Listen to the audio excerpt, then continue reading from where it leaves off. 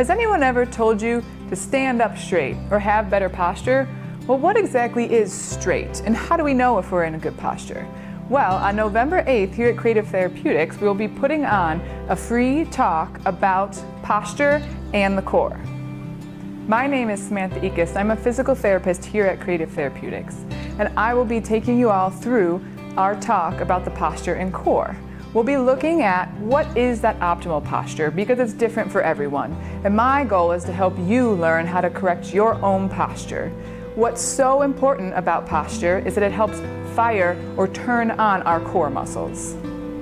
When we are able to get ourselves in a good posture and turn on our core muscles, it can help with so many things like chronic pain in our back.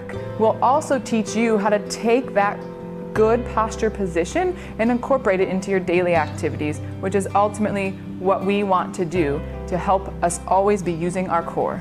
Our talk is free and open to the public. Bring a friend, bring a family member, come on out on November 8th, beginning at 6 p.m., just an hour. Bring your questions, we're here to help you.